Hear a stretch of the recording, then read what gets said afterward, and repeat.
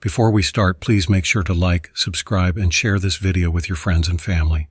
Also, can you please tell me where and what time you're watching? Thanks. I've always been a night owl, but this evening felt unusual. The faint glow of my laptop screen lit up my tiny studio apartment, casting long, eerie shadows over the canvases, leaning haphazardly against the walls. My latest piece, a chaotic swirl of dark blues and purples, sat unfinished on the easel, taunting me with its incompletion. I sighed, raking a hand through my unkempt hair. It was one of those months, the kind where money felt tighter than my own skin. Rent was overdue and bills loomed like a precarious tower of Jenga blocks threatening to collapse. My art, the one passion I'd poured my entire life into, offered little in return. The irony was sharp. I was surrounded by my creations, yet I could barely afford to keep the lights on. That's when I noticed it, a small ad tucked into the corner of a local job listing site. Night guard needed, California Arts Center. My cursor lingered over the link, guided by a mix of desperation and curiosity. The California Art Center was leagues above the dingy galleries I frequented.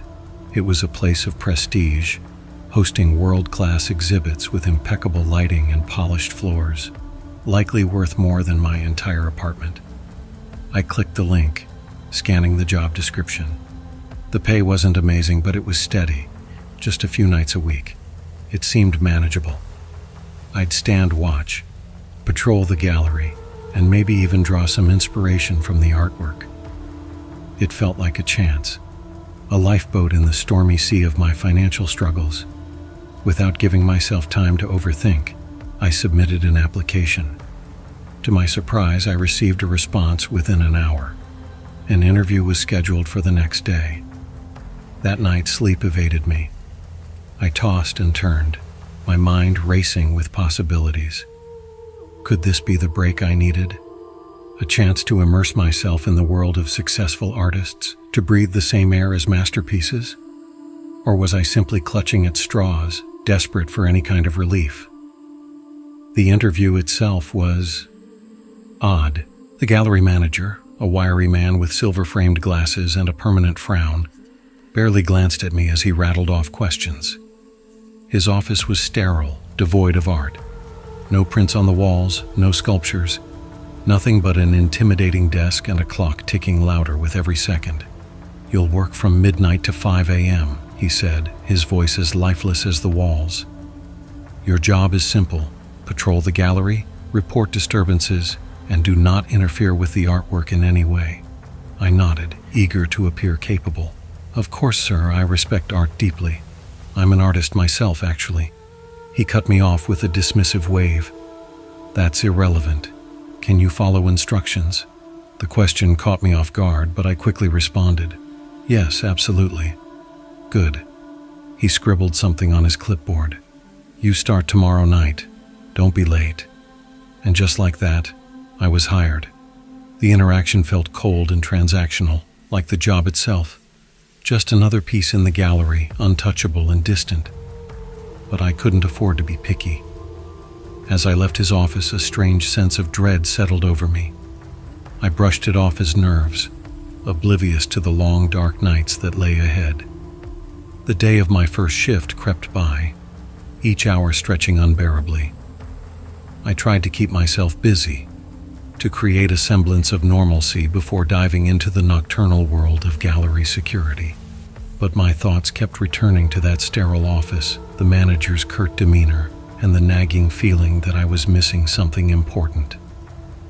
The morning passed in a haze. I stared at the ceiling from bed, tracing its cracks and imagining them as rivers on some abstract map. By noon, I forced myself up and shuffled to the kitchenette for a bowl of cereal that tasted like cardboard. The afternoon found me at my easel, brush in hand, trying to lose myself in a whirl of colors. But the painting refused to cooperate. Each stroke felt wrong, each color choice a misstep. After an hour of frustration, I flung the brush aside and gave up. I tried distracting myself with TV, flipping through channels aimlessly. News reports blurred into sitcom laugh tracks, which faded into daytime dramas. all melding into a meaningless hum. Mindless game shows flickered on the screen as the clock on the wall seemed to mock me, its hands crawling with excruciating slowness. Around 9 p.m., my stomach growled, a sharp reminder that I hadn't eaten since the bland bowl of cereal that morning. Dragging myself to the kitchen, I scanned the nearly barren cupboards before settling on eggs and toast, simple, yet enough to stave off hunger. As I ate, I couldn't help but wonder what kind of meals the artists whose work I'd be guarding indulged in. Did they frequent upscale restaurants where plates were as meticulously crafted as their canvases? Or were they, like me, scraping by on whatever they could afford? After dinner, I attempted to nap, knowing I'd need my wits about me for the night ahead, but sleep evaded me. I tossed and turned, trapped in an endless cycle of worry. What if I messed up? What if I accidentally damaged a priceless piece of art? The what-ifs piled up like the bills on my desk, their weight threatening to overwhelm me. By 11:30 p.m., I gave up and decided to shower. The lukewarm water did little to soothe my frayed nerves. I dressed in the best clothes I could muster, a pair of slightly wrinkled black slacks and a dark blue button-up shirt that had definitely seen better days. As I knotted a tie around my neck, I caught a glimpse of myself in the mirror. The face staring back seemed older, more worn than I remembered. Dark circles shadowed my eyes and a faint layer of stubble roughened my jawline. I looked less like a security guard and more like someone who needed guarding. Pulling on a jacket, nights could get chilly. I stepped out into the quiet streets. The walk to the gallery wasn't far, but each step felt heavy with anticipation. The city seemed unusually hushed, its usual hum muted, as though the world itself was holding its breath. Streetlights buzzed softly above, their glow cold and artificial. For a moment I hesitated. Night guard. It wasn't exactly a dream job, but I needed the money. Who knew? Maybe it would inspire me. Perhaps this would be the turning point I'd been waiting for. When the gallery finally came into view, its grand facade loomed ominously in the darkness. By day, it was a beacon of culture and sophistication. At night, it seemed transformed. Shadows clung to its edges, and its windows glinted with an eerie, watchful gleam.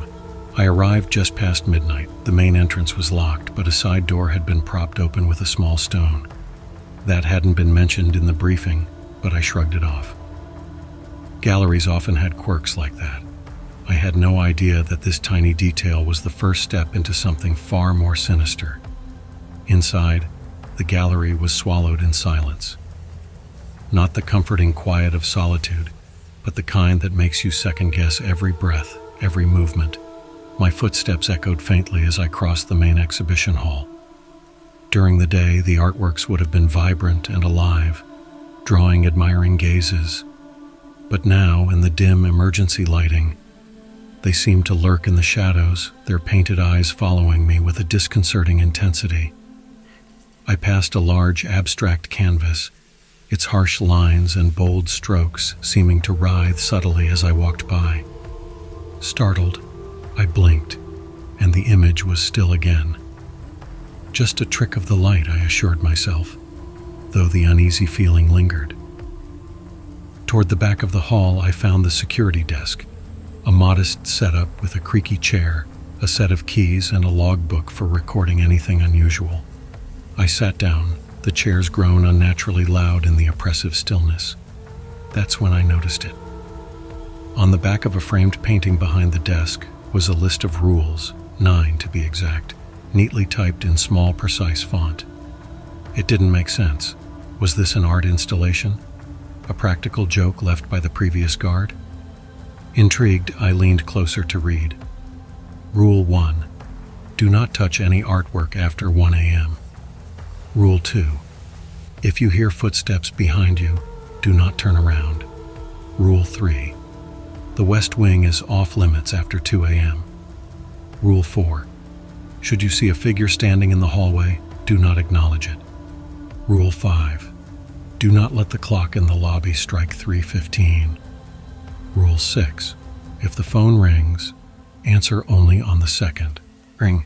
If it rings more than twice, do not answer. Rule 7. The east staircase must be ascended before 2:45, never after. Rule 8. At 4 a.m. the lights will flicker. Do not move until they are steady again. Rule 9.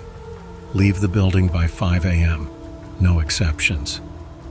I let out a nervous laugh, the sound quickly absorbed by the oppressive silence around me. Surely this had to be some kind of joke, a performance art piece designed to rattle whoever read it. But the rules were so specific, their tone so eerily foreboding that it sent a shiver down my spine. I pulled out my phone, intending to call the manager and ask about the strange list. But as I dialed, something felt off. There was no signal, not a single bar. In the heart of the city, my phone was completely disconnected. A chill ran down my spine, and for the first time that night, I felt deeply, unsettlingly alone. The first hour of my shift passed without incident. I tried to keep myself busy, patrolling the gallery, checking locks, and peering into the dark corners. But the stillness and silence began to weigh on me. The artworks that had once felt familiar and inviting now seemed alien and unnerving. A serene landscape painting of a forest clearing appeared darker than I remembered. The trees pressed together as though conspiring, their branches twisted like skeletal fingers. A sculpture of a human figure seemed different, its blank, hollow eyes following me as I moved. I shook my head, trying to dismiss the creeping paranoia. It was just my imagination, heightened by the bizarre rules in the late hour. I was an artist, after all. I knew how light and shadow could transform a piece and how a viewer's mindset could skew their perception. By 1:15 a.m., the gallery's oppressive quiet was becoming unbearable. The hour stretched on endlessly, and the art surrounding me felt unnervingly perfect in its stillness. Restless, I returned to the security desk and started flipping through the logbook. The entries from past guards were mundane. False alarms from motion sensors, visitors lingering too long after closing hours. Nothing in the records hinted at the kind of supernatural occurrences the rules seemed to suggest. That's when I noticed it. In the far corner of the room stood a delicate sculpture I hadn't seen before. It was strange because I had been meticulously observing my surroundings all night. The piece was abstract yet distinctly human, carved from pristine white marble. Its curves and contours caught the faint light in a way that was almost hypnotic. Without realizing it, I had crossed the room and was standing before it, transfixed. My hand reached out instinctively, as if drawn by an unseen force. In the back of my mind, a voice screamed a warning. Rule 1. Do not touch any artwork after 1 a.m. But it was too late. My fingertips brushed the sculpture's cold, smooth surface. For a moment, nothing happened. Then slowly, I felt the marble warm beneath my touch. The air in the gallery shifted, subtle but distinct, like the temperature had dropped a few degrees. The oppressive silence that had surrounded me now felt different, alive, almost expectant.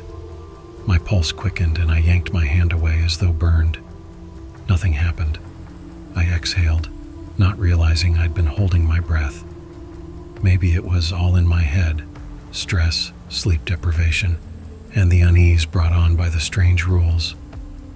But as I turned back toward the desk, something caught my eye. Out of the corner of my vision, I thought I saw the sculpture move, just a fraction of an inch. I froze and whipped around, my heart pounding. It was still exactly as it had been. My mind must have been playing tricks on me. It had to be. And yet deep down, I couldn't shake the feeling that something had shifted, something I couldn't undo. The next hour passed in a haze of growing dread. Every shadow seemed deeper, every faint sound unnervingly sharp. The gallery, once a sanctuary of creativity, now felt like a trap, its walls pressing in around me. I tried to distract myself, pulling out a small sketchbook I'd brought along, but my lines were jagged and erratic. The faces I drew twisted into grotesque, anguished forms, almost as if reflecting the unease coiling in my chest. Frustrated, I tore out page after page, crumpling them and shoving them into my pocket. By 2:00 a.m., the gallery felt fundamentally wrong. Hallways that I had walked through earlier now seemed to stretch endlessly, curving at unnatural angles that defied the building's architecture. The art, once captivating and inspiring, now felt suffocating and judgmental. The landscape painting I'd noted before had transformed. The serene clearing was gone, replaced by a forest so dark and dense it seemed to devour light. The human sculpture had undeniably moved. Its previously neutral posture was now hunched, its form exuding a predatory menace. As for the small marble piece I'd touched, I couldn't even bring myself to glance at it. Yet I felt it. Its presence loomed, a silent weight pressing against the back of my mind, as if unseen eyes were fixed on me, watching, waiting.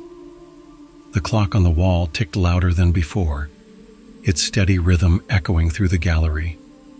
Its face seemed larger, the hands creeping forward with a deliberate, almost taunting slowness. My unease deepened as I found myself drawn to the entrance of the West Wing, a part of the gallery I'd been explicitly warned to avoid after 2 a.m. The hallway leading to the West Wing stretched out before me, dimly lit and uninviting. Display cases lined the walls, their contents swallowed by shadow. At the very end, barely visible, stood a door, plain wood with a brass handle. Yet there was something inherently wrong about it. The longer I stared, the more the door seemed to pulse with a quiet, malignant energy. Then I saw it. The handle moved ever so slightly as if someone, or something, was trying to open it. A chill ran through me and I stumbled backward, my heart pounding. This was madness. It had to be my mind playing tricks on me. I turned away from the hallway, trying to shake the feeling of dread. That's when I heard it, a sound that froze me in place. Footsteps. Soft, deliberate footsteps echoed behind me, growing closer with each passing second. My blood ran cold. Rule 2 surged through my mind. If you hear footsteps behind you, do not turn around. My breath hitched, my entire body stiffening. The steps were slow, purposeful, not the hurried pace of a fellow guard or the tentative shuffle of a visitor. These footsteps carried intent, and whatever that intent was, it terrified me. Something brushed the back of my neck so light it could have been a breath or the faintest touch of fingers. My muscles locked, my instincts screaming at me to turn, to run, to fight. But the rules were clear. Do not turn around. I squeezed my eyes shut, my fists clenched so tightly that my nails dug into my palms. The presence behind me was suffocating, heavy and oppressive, as though I were standing in the shadow of something massive and unseen. I could hear its breathing now, deep and ragged, unnatural in its rhythm. A sob caught in my throat, but I swallowed it down. I didn't move. I didn't breathe. And then, as abruptly as it began, the presence retreated. The footsteps faded into the distance, leaving behind only silence. I collapsed to my knees, gasping for air, my hands trembling uncontrollably. As I knelt there, trying to steady myself, I noticed something on the floor in front of me. A small white feather, pristine and delicate. It didn't belong here. I reached out hesitantly, my fingers brushing its surface.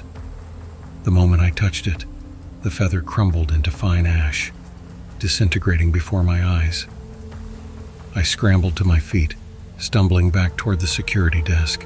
My mind was racing. What was happening? Was I imagining all of this, or was there something truly sinister at play? At the desk, I flipped open the logbook, my hand shaking. What could I possibly write? 2:15 a.m. Heard footsteps, felt a presence. Found a feather that turned to ash. It sounded insane, like the ramblings of someone unhinged. Instead, I scribbled a simple note. 2:15 a.m. disturbance in main hall. Investigated, nothing found. It felt like a lie, but I didn't know what else to do. I couldn't sit still. The gallery was alive now, its silence no longer empty but filled with whispers just out of reach, with movement lurking at the edges of my vision. Every artwork seemed imbued with malice, their once frozen subjects now subtly shifting when I wasn't looking. And then at 2:40 a.m., a jolt of panic hit me. Rule 7. The east staircase must be ascended before 2:45, never after. I had no idea where the east staircase was. The gallery's layout, once clear and simple, now felt like a labyrinth. I sprinted through the halls, the echo of my frantic footsteps bouncing off the walls. Shadows loomed, deeper and darker than before, as if the gallery itself was conspiring to trap me. Sweat dripped down my back as the clock ticked closer to 2:45. I had mere minutes to find the staircase, and I had no idea what would happen if I didn't. I searched frantically for the staircase, the artwork seeming to glare at me as I passed, their painted eyes following my desperate sprint. With less than a minute to spare, I finally found it, a narrow staircase tucked away in a shadowy corner. I took the steps 2 at a time, my lungs burning as I pushed myself upward. Just as I reached the top, I heard a clock strike 2:45. I had made it, but only barely. The second floor of the gallery felt different. The air was thicker, harder to breathe. The artworks here were strange, abstract swirls of dark colors that seemed to pulse and shift if I stared too long. Every instinct told me to go back downstairs, but something about the atmosphere whispered that it wasn't an option anymore. By 3 a.m., my nerves were completely shot. Every small noise made me flinch. Every shadow seemed to hide something sinister. Then the phone on the desk rang, shattering the tense silence. I jolted upright, my hands trembling as I reached for the receiver. First ring. Rule 6 echoed in my mind. If the phone rings, answer only on the second ring. If it rings more than twice, do not answer. The second ring came, and I lifted the receiver, my voice unsteady. "Hello?" I said. There was nothing. No static, no breathing, just empty silence. My skin prickled, and I slowly set the phone back down. A glance at the wall clock made my stomach drop. It was 3:14 a.m.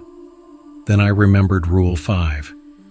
Do not let the clock in the lobby strike 3:15. I bolted out of the chair, racing toward the lobby. The ticking grew louder as I approached, impossibly fast. The second hand was a blur, racing toward the mark. Just as it struck 3:15, I grabbed the clock and hurled it to the ground. Glass shattered, the ticking stopped. But the silence that followed wasn't comforting. It was heavy, oppressive, like the calm before a storm. I stood there, breathing heavily, surrounded by shards of glass and twisted metal. What have I done? Breaking another rule was bound to have consequences.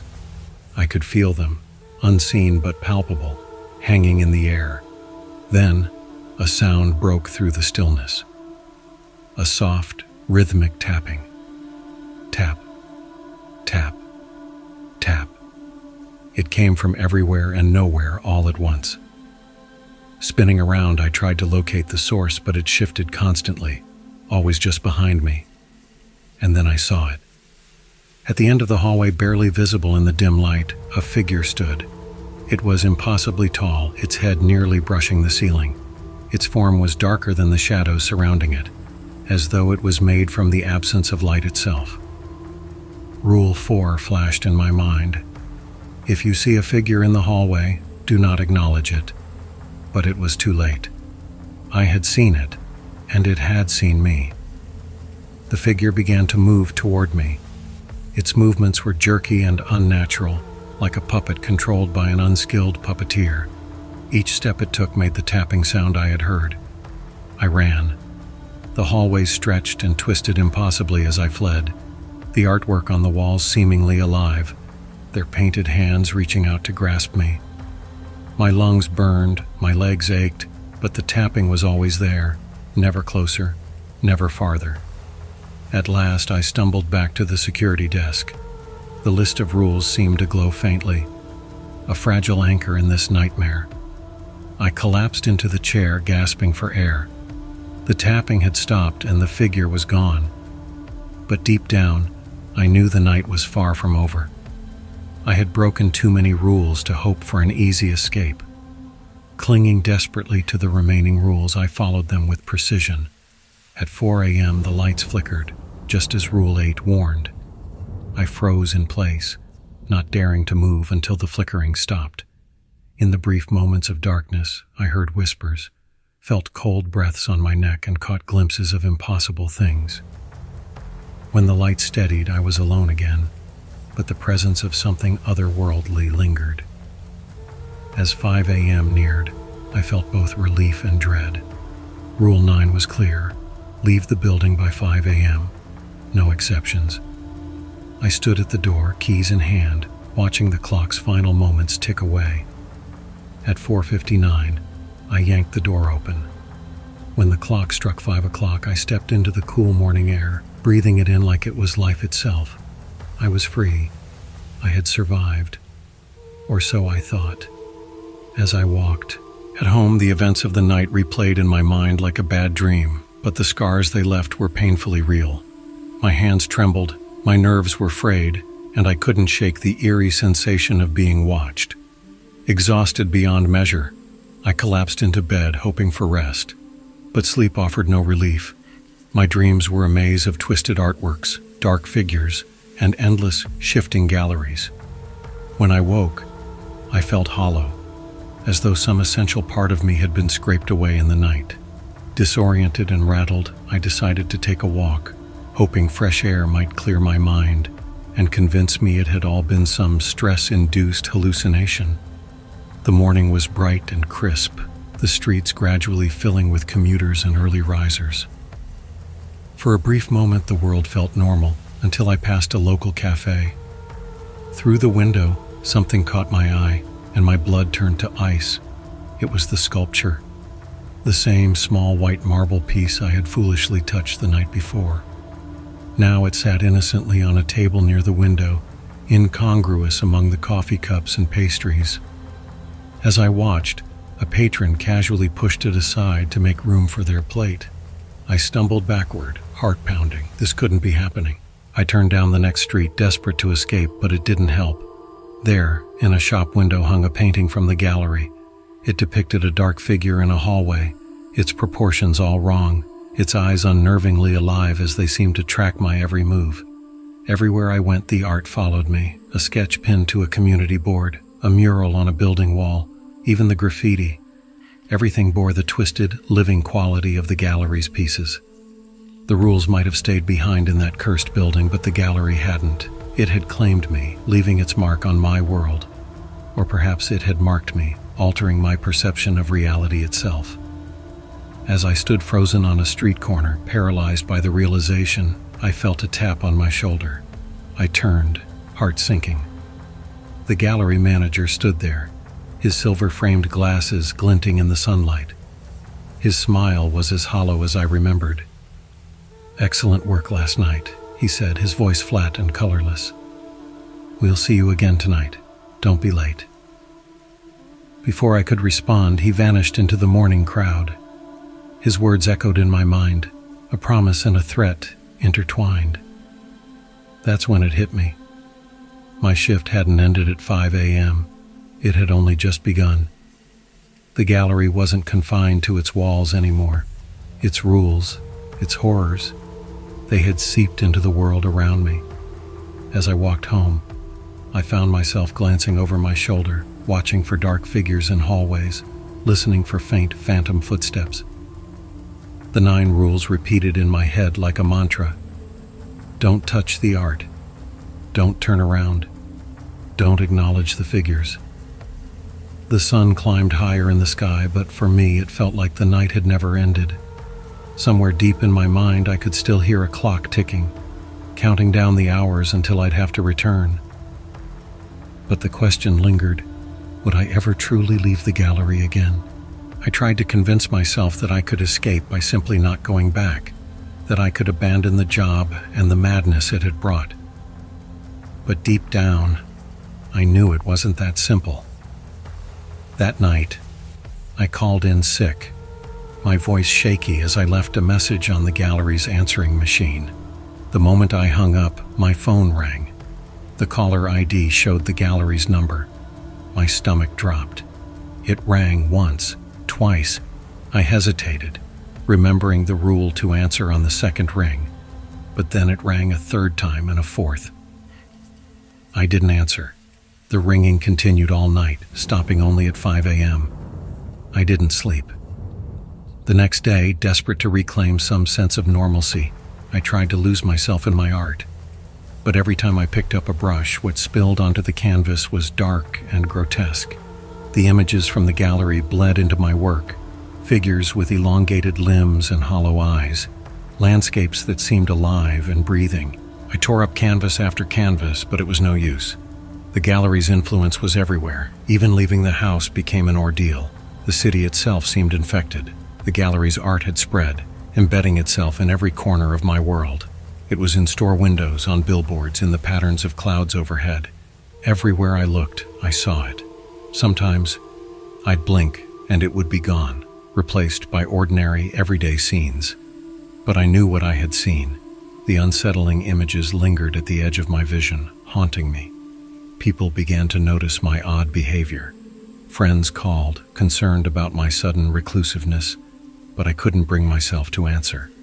How could I explain what was happening without sounding utterly insane? A week after that first night, I received a letter.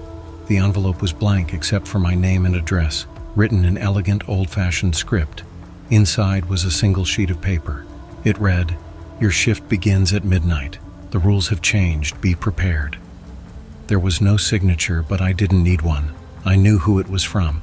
The gallery was calling me back. I considered running, leaving town, and never looking back. But deep down, I knew it wouldn't matter. No matter how far I went, the gallery would find me. It wasn't confined to that building anymore. It was everywhere, lurking in every piece of art, in every shadow. As midnight approached, I found myself standing outside the gallery once more.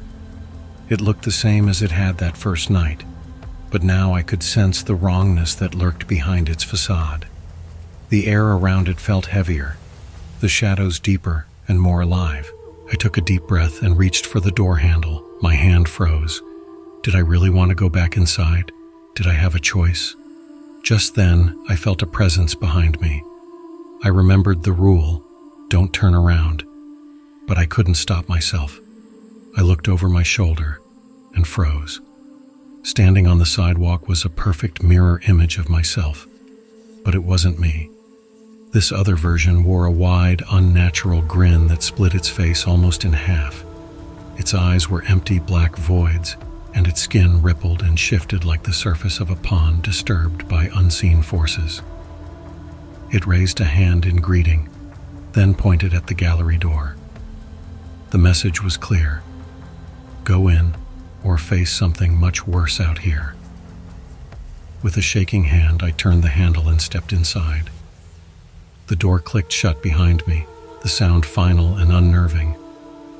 The gallery was darker than before. The shadows seemed alive, pulsing faintly. The artworks on the walls glowed with an eerie inner light, their subjects no longer confined to their frames but moving freely within them. The silence pressed down on me, broken only by the sound of my own ragged breathing. On the security desk, a new list of rules waited for me. I approached it slowly, my stomach sinking with dread. This was no longer just a job. It was my reality, a waking nightmare I might never escape. I picked up the list, my eyes scanning the first rule. Rule 1. The gallery is everywhere now. The shift never ends. I closed my eyes and took a deep, trembling breath. This time, I knew that 5 a.m. wouldn't bring relief or freedom.